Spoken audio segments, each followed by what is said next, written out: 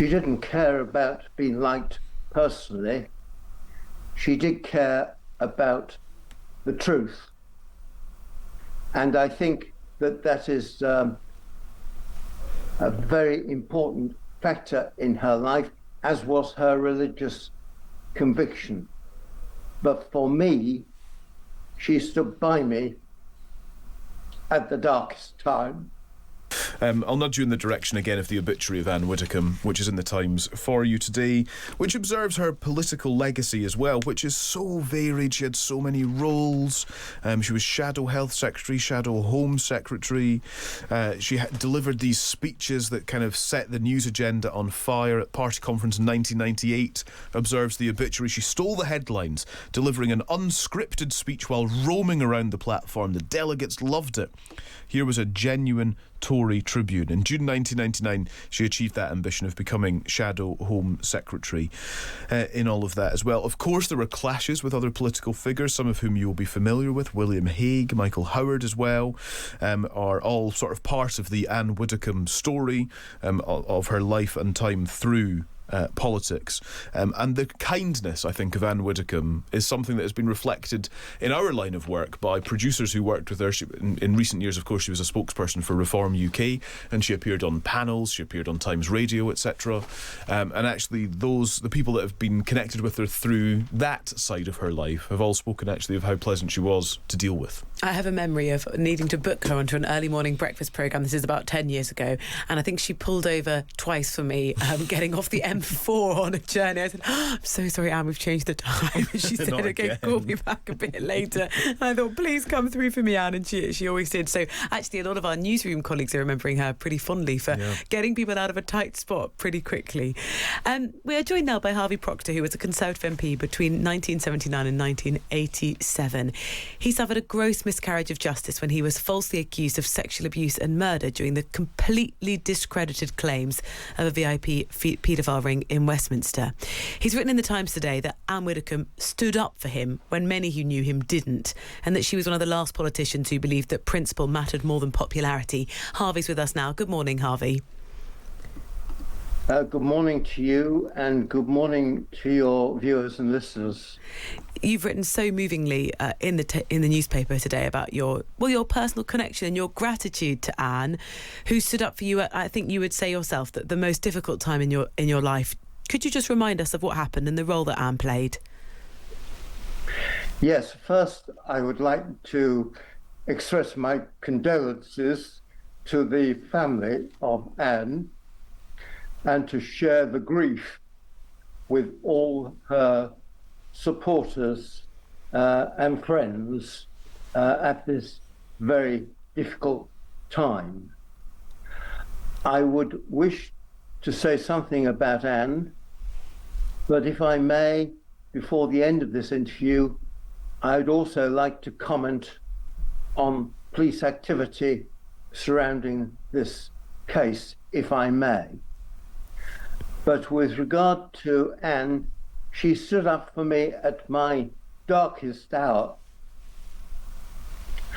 Under Operation Midland, I was accused of vile sexual abuse of children and the murder of 3 children, all of which, of course, false. But very few of my former colleagues entered the fray to stand up for me. She did. She knew the difference between allegations and truth. And she went on the airways and in the papers to support me when very few did. So that was a personal testament that makes me impacted heavily these last few days. Could I also say that she was a great member of Parliament? You know, I was a member of Parliament for 8 years. We didn't share time in the House, but I know that when she was a Member of Parliament and when she got up to speak and around Parliament on the television modules, it said Ann Widdecombe was on her feet. The House of Commons chamber filled. That did not happen to all, indeed didn't happen to many members of Parliament. She was a great parliamentarian, and then of course went on to be a great public figure with her appearances on Strictly Come Dancing and on Big Brother. Yeah, which she triumphed in both of them quite spectacularly, and was just stole the show every time she was on Strictly Come Dancing. And as you mentioned, often in the chamber stole the show or captured the audience, regardless of how sort of controversial some of the things she was saying. So we started this conversation by you saying she believed that principle mattered more than popularity. What was it about her character or something in her core that I think we can say, looking at her career and the things she said, that was true? The principle did matter more than if people were going to like her or not like her. She didn't care about being liked personally. She did care about the truth. And I think that is a very important factor in her life, as was her religious conviction. But for me, she stood by me at the darkest time.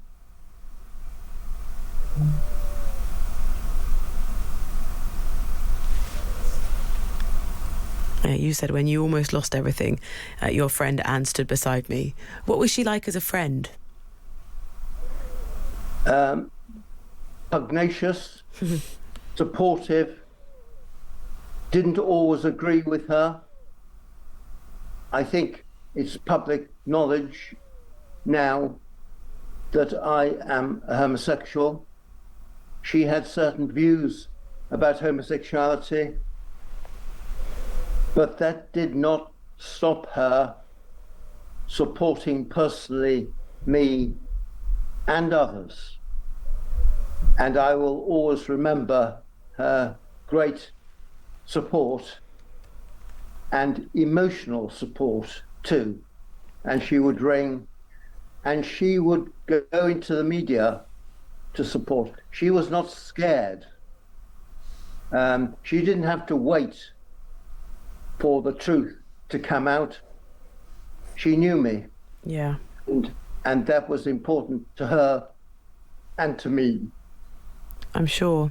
How did you manage that tension? Because we've said that Anne stands by her principles and was quite combative in that, when some of the political views that she held would actually have hurt you personally on that level. How did you manage that in your relationship with her? It's a question of free speech. And free speech, which people forget, is not just supporting and allowing people to speak on subjects with which you agree, but it has to include differences of opinion and allowing both ways people to speak out. And she did. And I supported her right to her view, even though on some occasions I might disagree with it. Yeah, I think she did always speak her mind, and as you've written in this piece, often to the irritation of her opponents and sometimes even allies, which you would be in that camp completely. What do you think? I mean, if Anne had a say in her own obituary, what would she want to be remembered for? Well, of course, none of us have a hand in our obituary. Death comes and usually the media report what people who are left think of them. I would think that her stature, her standing, has improved markedly in the last few days, which is strange. After her death, I think her standing and her stature is greater than when she was alive, generally. Of course, those who were friends, those who knew her, knew all her strengths and some of her weaknesses. But reading the media and listening to television and radio in the last few days, I think her position is stronger and greater. And we are all sorry that she is not there to continue with her fights on all these different subjects, whether we agree with her or not.